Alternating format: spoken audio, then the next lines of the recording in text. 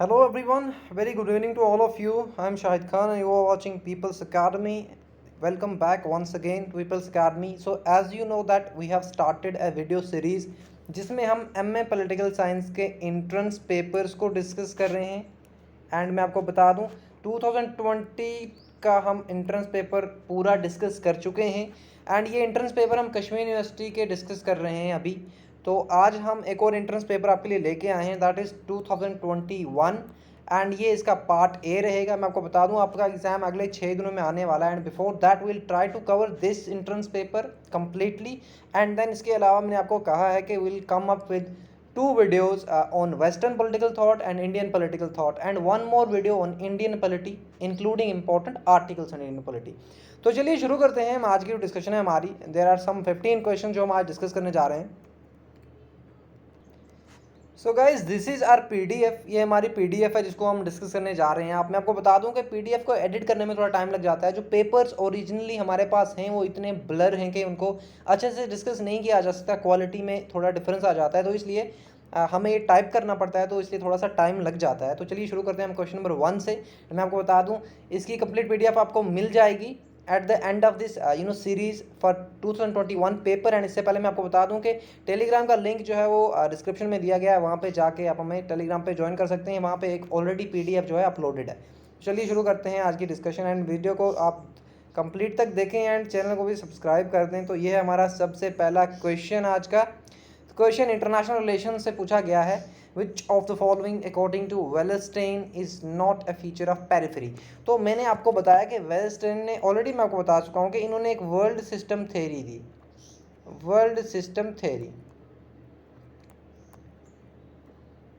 जिसमें इन्होंने कहा कि there are 3 kind of countries in the international economic system. एक तो हमारे पास कोर कंट्रीज हैं, एक हमारे पास सेमी पेरिफेरी कंट्रीज हैं, एक हमारे पास पेरिफेरी कंट्रीज हैं। Okay, core, periphery and semi periphery countries. तो यहाँ पे पेरिफेरी के रिगार्डिंग क्वेश्चन पूछा गया है कि कौन सा नॉट ए फ्यूचर, यानी कि पेरिफेरी का फीचर कौन सा है। तो मैं आपको बता दूं पेरिफेरी कंट्रीज की जब बात करते हैं वेलस्टेन, तो वो कहते हैं कि जो कोर कंट्रीज़ हैं वो रॉ मटेरियल पेरिफेरी कंट्रीज से ले रही हैं। एंड पेरिफेरी कंट्रीज कौन सी हैं? जो न्यूली डेवलप्ड कंट्रीज़ हैं, तो उनमें से कुछ कंट्रीज़ डेमोक्रेटिक हैं, कुछ नॉन डेमोक्रेटिक हैं। एंड मैं आपको बता दूं कि पेरिफेरी कंट्रीज़ में क्या है कि वेलफेयर सर्विसेज भी उतनी नहीं है, क्योंकि ऑलरेडी ये कंट्रीज़ जो हैं इकोनॉमिकली बहुत ज़्यादा कोलैप्स्ड ने। ये तब की थेरी है जब वेलस्टेन ने ये थेरी दी है। ओके, अब हम कुछ बहुत सारी ऐसी कंट्रीज़ हैं इनको थर्ड वर्ल्ड कंट्रीज़ के हम उसमें कैटेगरी में नहीं डाल सकते। तो यहाँ पे इसका करेक्ट ऑप्शन जो है क्वेश्चन का कि पेरिफेरी का फीचर कौन सा है, तो कौन सा नहीं है, तो यहाँ पे हाई इन्वेस्टमेंट जो है पेरिफेरी का फीचर नहीं है। क्योंकि उल्टा क्या हो रहा है, कोर जो है वो एक्सप्लॉयट कर रही है पेरिफेरी कंट्रीज़ को। कोर जो है वो एक्सप्लॉयट कर रही है पेरिफेरी कंट्रीज को। कोर कंट्रीज यानी कि बड़ी कैपिटलिस्ट डेवलप्ड कंट्रीज। ओके, तो ये फीचर पेरिफेरी कंट्रीज का नहीं है। There is no high investment in the periphery countries. In fact the investment is low in periphery countries.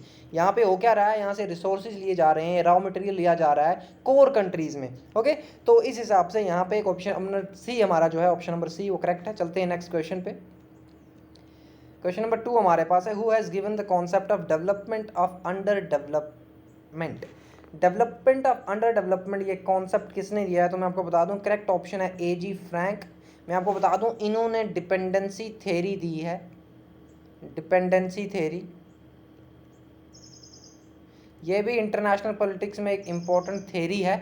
मैं आपको बता दूं इन्होंने ही डिपेंडेंसी थ्योरी में कहा कि जो लीस्ट डेवलपमेंट कंट्रीज़ हैं हमारे पास, जो लीस्ट डेवलप्ड कंट्रीज़ हैं वो इसलिए डेवलप नहीं हो पाई कि उनका स्ट्रक्चरल फेलियर था, नहीं, इसलिए वो अंडर डेवलप नहीं रही कि उनका स्ट्रक्चरल फेलियर था। Major cause of under development उनका ये था कि जो ऑलरेडी कोर कंट्रीज़ हैं यानी कि जो डेवलप्ड कंट्रीज़ हैं उन्होंने उनको हमेशा डोमिनेट करके रखा।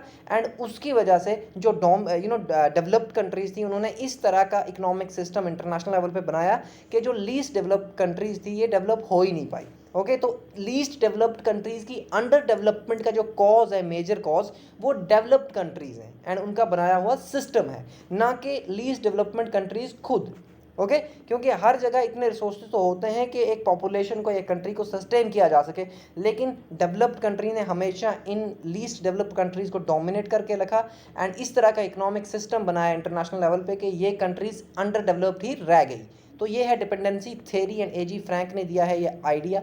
चलते हैं हम अपने नेक्स्ट क्वेश्चन पे। क्वेश्चन नंबर 3 हमारे पास है, European Union came into existence under which of the following treaties. तो कौन सी ट्रीटी हुई, मैं आपको ऑलरेडी एक बार बता भी चुका हूँ कि maastricht ट्रीटी होती है फेब 1992 में, 1992 में maastricht ट्रीटी होती है एंड ये फोर्स में आती है नवंबर 1993। तो दोनों डेट्स आप याद रखेंगे, इस टाइम पे बनती है यूरोपियन यूनियन। ओके, आप इसमें एक और चीज़ याद रखेंगे, ये ट्रीटी ऑफ पेरिस में आपको बता चुका हूँ एक वीडियो में, ट्रीटी ऑफ रोम भी बता चुका हूँ, तो ये आप पता करेंगे, ये भी यूरोपियन यूनियन से ही रिलेटेड हैं। ओके, तो चलते हैं अपने नेक्स्ट क्वेश्चन पे। क्वेश्चन नंबर 4 हमारे पास है, चाइना फॉर्मली एंटर्ड WTO इन ईयर। तो WTO सबसे पहले क्या है, वर्ल्ड ट्रेड ऑर्गेनाइजेशन है, इंटरनेशनल लेवल पे एक ट्रेड ऑर्गेनाइजेशन है एंड ये बनाई कब गई, तो ये बनाई जाती है 1995 जनवरी। मैं आपको बता दूं पहले क्या था, GATT, general agreement of tariffs and trades. इसी को बाद में 1995 में वर्ल्ड ट्रेड ऑर्गेनाइजेशन बना दिया गया एंड मैं आपको बता दूं इसके हेडक्वार्टर्स हैं जेनीवा स्विट्जरलैंड में। ये हेडक्वार्टर्स भी आपको याद होने चाहिए मेजर ऑर्गेनाइजेशंस के। तो यहाँ पे चाइना ने ज्वाइन कब किया है, तो इसका करेक्ट ऑप्शन है 2001। तो दिसंबर 2001 में चाइना ने ज्वाइन किया वर्ल्ड ट्रेड ऑर्गेनाइजेशन को। तो ये हमारा करेक्ट ऑप्शन। चलते हैं अपने नेक्स्ट क्वेश्चन पे। क्वेश्चन नंबर 5 हमारे पास है, which of the following is not a feature of Gujral doctrine. तो गुजराल डॉक्ट्राइन किसने दी, सबसे पहले हमें ये पता होना चाहिए। तो I.K. गुजराल एक व्यक्ति थे जिनके द्वारा ये आइडिया दिया गया, एक डॉक्ट्रिन है ये जिसमें कुछ प्रिंसिपल्स हैं। तो सबसे पहले मैं आपको बता दूं I.K. गुजराल ने 1996 में दी गुजराल डॉक्ट्रिन एंड ये फॉरेन मिनिस्टर थे उस टाइम के फॉरेन मिनिस्टर थे ये, आप ये भी याद रखेंगे।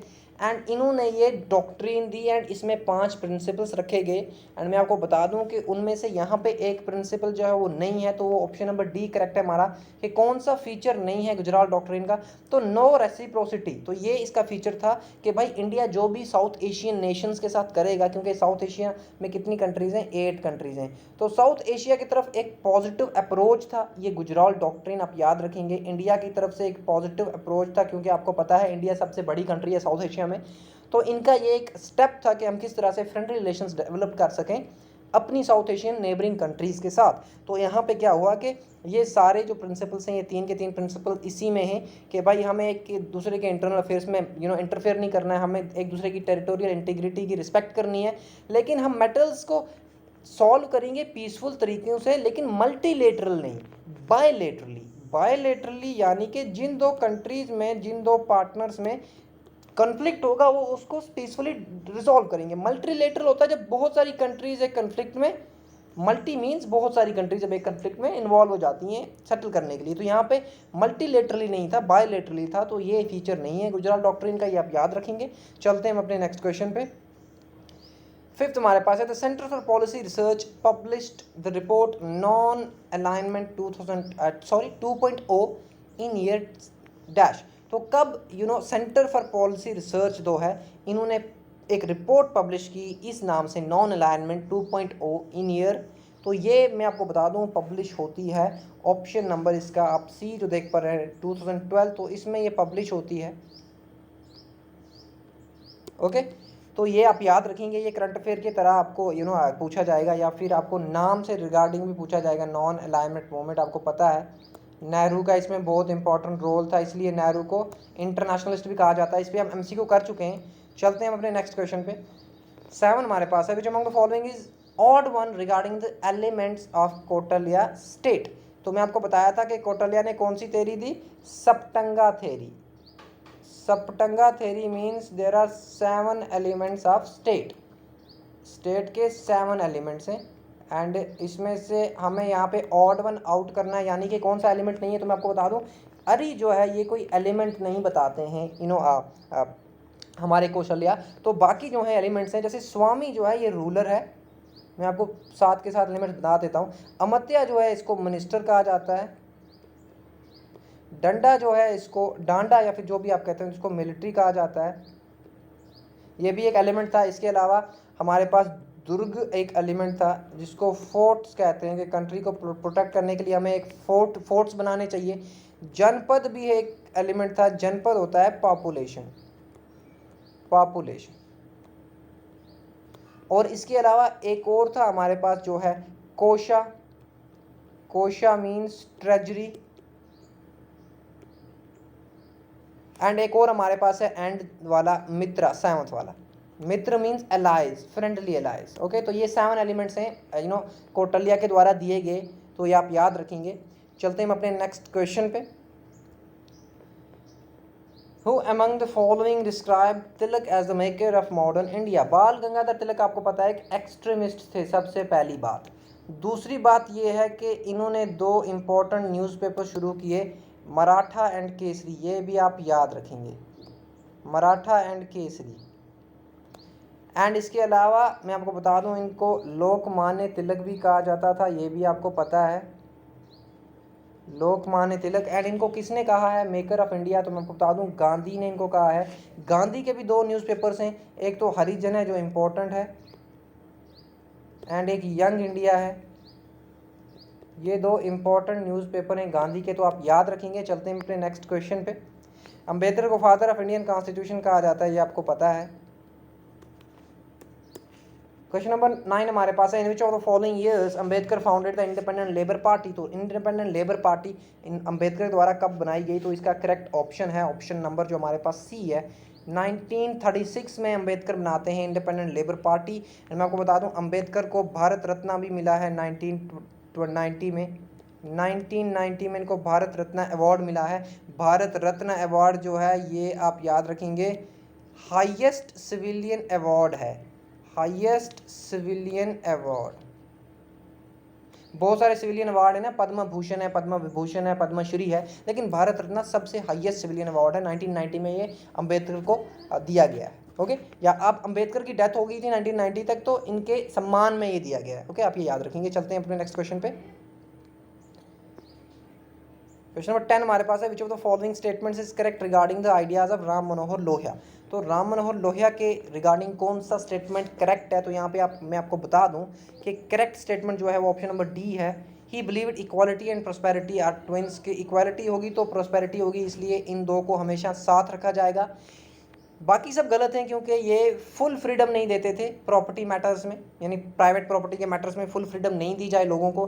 एंड इसके साथ साथ कम्युनिस्ट ऑनरशिप ऑफ प्रॉपर्टी को भी ये अगेंस्ट थे, इसके इवन के ये कम्युनिज्म के ही अगेंस्ट थे। एंड इसके साथ साथ ही believe real freedom was possible इधर इन कैपिटलिस्ट और कम्युनिस्ट सिस्टम, तो ये दोनों सिस्टम्स को अपोज करते थे। इन्होंने कम्युनिज्म को भी अपोज किया है, क्रिटिसाइज किया है, एंड कैपिटलिज्म को भी। एंड यहाँ पे करेक्ट स्टेटमेंट हमारे पास ऑप्शन नंबर डी है, he believed equality and prosperity are twins. चलते हैं हम अपने नेक्स्ट क्वेश्चन पे। एंड इसके बाद मैं आपको ये भी बता दूं कि जो नेक्स्ट क्वेश्चन है हमारा, that is which one of the following statements is incorrect regarding Nehru's idea of democracy? तो नेहरू के रिगार्डिंग डेमोक्रेसी का आइडिया जो नेहरू का था उसमें से कौन सा इनकरेक्ट है दिए गए स्टेटमेंट्स में से? तो यहाँ पे डेमोक्रेसी का जो आइडिया नेहरू के अकॉर्डिंगली क्या है, इनकरेक्ट है, तो मैं आपको बता दूं वो है option number A, diminution of bureaucratic control. इसका मीनिंग ये होता है कि हम रिड्यूस कर दें ब्यूरोक्रेटिक कंट्रोल को। तो यहाँ पे ये फीचर जो था ये नहीं था किसमें, आइडिया ऑफ डेमोक्रेसी जो गांधी का था। बाकी आइडियल फॉर्मल पावर शेयरिंग तो था, freedom of expression and criticism भी था, and equitable governance and transparency and accountability ये भी था। तो पहला ऑप्शन इसका इनकरेक्ट है। इन्होंने ब्यूरोक्रेटिक कंट्रोल को बिल्कुल ही ख़त्म करने की बात नहीं की, तो ये आप याद रखेंगे। इनकी एक किताब भी है, एक इम्पोर्टेंट किताब है नेहरू की, जो आप याद रखेंगे, discovery of India, discovery of India. And इसके साथ साथ एक और किताब है इनकी, glimpse of world history, glimpse of world history. मैं आपको फिर भी बता रहा हूँ, बहुत टाइम है अभी आपके पास, 5-6 दिन। आप बहुत सारी किताबों के नाम याद रखें, किताबों के नाम पूछे जाते हैं। चलते हैं नेक्स्ट क्वेश्चन पे हम। क्वेश्चन नंबर 12 हमारे पास है, book why socialism written by dash? तो सोशलिज्म किसके द्वारा लिखी गई है ये किताब? तो मैं आपको बता दूं ये लिखी गई है option number A, Jayaprakash Narayan, जो आप यहाँ पे देख पा रहे हैं, इनके द्वारा ये किताब लिखी गई। Y socialism. ओके, तो ये करेक्ट है यहाँ पे, एज इट इज़ क्वेश्चन है, किताब का नाम है तो आपको याद रखना है। एंड इसके अलावा क्वेश्चन नंबर 13 हमारे पास है, who among the following wrote from Andaman just as I feel that I should rebel against foreign rule over Hinduism, I feel I should rebel against the caste discrimination and untouchability. तो ये किसका coat है, तो मैं आपको बता दूं ये सावरकर का कोट है, वी.डी. सावरकर। ये आप याद रखेंगे, ये इनका कोट है कि जिस तरह से मैं फॉरेन रूल के अगेंस्ट रेबल यानी कि प्रोटेस्ट करता हूँ, उसी तरह मैं डिस्क्रिमिनेशन कास्ट के बेसिस पे जो है एंड अनटचेबिलिटी जो है उसके अगेंस्ट भी प्रोटेस्ट करता हूँ। हमने आपको ये भी बताया कि फर्स्ट वॉर ऑफ इंडिपेंडेंस इनकी किताब का नाम है, आप याद रखेंगे, फर्स्ट वॉर ऑफ इंडिपेंडेंस। जो 1857 का वॉर हुआ, रिवॉल्ट हुआ था, उस पर इन्होंने किताब लिखी है, ये आप याद रखेंगे। आइडिया ऑफ हिंदुत्व भी इन्होंने दिया है, ये भी आप याद रखेंगे। तो चलते हैं अपने नेक्स्ट क्वेश्चन पे। एम.एन. रॉय की बात करें तो इन्होंने 1934 में कॉन्स्टिट्यूएंट असेंबली का आइडिया दिया, ये आप याद रखना, कॉन्स्टिट्यूएंट असेंबली का आइडिया दिया है। कॉन्स्टिट्यूएंट असेंबली में कितने लोग थे, 389 टोटल। ओके, ये आप याद रखेंगे, सॉरी 389 टोटल मेंबर्स। ओके, चलते हैं अपने नेक्स्ट क्वेश्चन पे। क्वेश्चन नंबर 14 हमारे पास है, which among the following is incorrect regarding मौलाना आज़ाद। तो मौलाना आज़ाद के रिगार्डिंग कौन सा इनकरेक्ट है, तो मैं आपको डायरेक्टली क्वेश्चन बता देता हूँ इसका आंसर। तो ये है, ही ओपनली सपोर्टेड मुस्लिम लीग। तो मुस्लिम लीग को ये ओपनली सपोर्ट नहीं करते थे, क्योंकि मुस्लिम लीग क्या बोल रही थी, separate Muslim state, separate Muslim state Muslim League का डिमांड थी, ये आपको पता है। एंड मैं आपको बता दूं कि मौलाना आज़ाद इसके अगेंस्ट थे, एंड बाकी सारे स्टेटमेंट करेक्ट हैं। कंपोजिट नेशनलिज्म जो है ये इनका सपोर्ट था, कंपोजिट नेशनलिज्म को। कंपोजिट नेशनलिज्म क्या होता है कि इंडिया में बहुत सारे के रिलीजन के कास्ट के लोग रह रहे हैं, एंड ये एक कंट्री में ही रह सकते हैं, एंड इंडिया का नेशनलिज्म रिलीजन के बेस पे हो ही नहीं सकता। ये इनका आइडिया था कि इंडिया का नेशनलिज्म जो है वो रिलीजन के बेस पे नहीं हो सकता। यार यहाँ पे बहुत सारे लोग हैं डिफरेंट डाइवर्सिटी से, religion, caste, and social backgrounds, तो इस वजह से कंपोजिट नेशनलिज्म के हिंदू मुस्लिम साथ में रह सकते हैं, एंड आइडिया ऑफ नेशनलिज्म जो इंडिया का है वो रिलीजन बेसिस पे नहीं हो सकता, बट स्टिल लोग पीसफुली साथ में रह सकते हैं as Indians. Okay, whether Muslims are non Muslims. And इसके साथ अल हिलाल न्यूज़पेपर इन्होंने शुरू किया, ये करेक्ट है, ये आप याद। एंड इसके साथ एक और न्यूज़पेपर इन्होंने शुरू किया, अल बलग, अल बलग, ये भी आप याद रखेंगे। एंड ये फर्स्ट एजुकेशन मिनिस्टर थे, आपको ये भी पता होना चाहिए। तो करेक्ट ऑप्शन हमारे पास सी है, क्योंकि हमें इनकरेक्ट बताना था कि कौन सा है। तो नेक्स्ट क्वेश्चन हमारे पास है 15th, who among the following was the first thinker to emphasise the need for a separate study of public administration. तो पब्लिक एडमिनिस्ट्रेशन की पहले सेपरेट स्टडी की बात किसने की, तो यहाँ पे करेक्ट ऑप्शन हमारे पास है विड्रो विल्सन। विड्रो विल्सन ने पहली बार कहा कि there should be a dichotomy of किसकी dichotomy of politics and administration, politics and administration, क्योंकि पब्लिक एडमिनिस्ट्रेशन को पहले पॉलिटिक्स के साथ ही पढ़ा जाता था, लेकिन उन्होंने कहा कि पॉलिटिक्स एंड एडमिनिस्ट्रेशन की डाइकोटमी होनी चाहिए, यानी कि ये अलग अलग तरह से सब्जेक्ट पढ़ाए जाने चाहिए, पढ़े जाने चाहिए, एंड इसमें रिसर्च होनी चाहिए। एंड इनकी एक किताब भी थी पॉलिटिक्स एंड एडमिनिस्ट्रेशन, ये भी आप याद रखेंगे, पॉलिटिक्स एंड एडमिनिस्ट्रेशन, ये बुक है इनकी। एंड इसके बाद एक और चीज़ इनको कहा जाता है father of public administration, public administration, ये भी आप याद रखेंगे। So this was all about today session, I hope you liked it, and अगर आपको पसंद आया तो please comment and keep sharing and keep subscribing this channel. So thank you so much for watching People's Academy, will see you guys in next lecture soon tomorrow. So till then good bye, take care and keep revising. मैं आपको बता दूँ जितना भी पढ़ा है उसको revise कर लें, keep revising again and again. Competitive exams और ऑल अबाउट रिविजन्स, ज़्यादा सोर्सेज नहीं पढ़ो, अब टाइम बहुत कम है, तो जो भी पढ़ा है उसको रिवाइज करो, जो भी पढ़ा है एटलीस्ट वो याद रहना चाहिए। ओके, एंड बहुत इजी क्वेश्चन पेपर आता है। So just prepare and will see you guys in next lecture. Till then good bye and take care.